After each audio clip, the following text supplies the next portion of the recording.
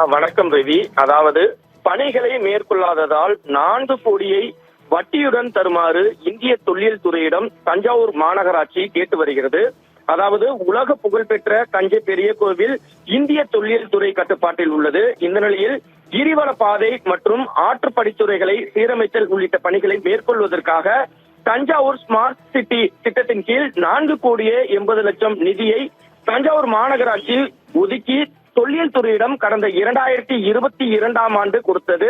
ஆனால் பணம் ஒப்படைத்தும் இதுவரை எந்த பணிகளும் மேற்கொள்ளப்படவில்லை. குறிப்பிட்ட காலத்திற்குள் பணிகளை முடிக்கவில்லை என்பதால் அந்த திட்டத்தை தஞ்சாவூர் மாநகராட்சி ரத்து செய்தது. ஆனால் ரத்து செய்து 2 ஆண்டுகள் ஆகியும் ஒதுக்கப்பட்ட நிதியை இந்திய தொல்லியல் துறை மீண்டும் ஒப்படைக்கப்படவில்லை. அதாவது தஞ்சாவூர் மாநகராட்சியிடம் ஒப்படைக்கப்படவில்லை.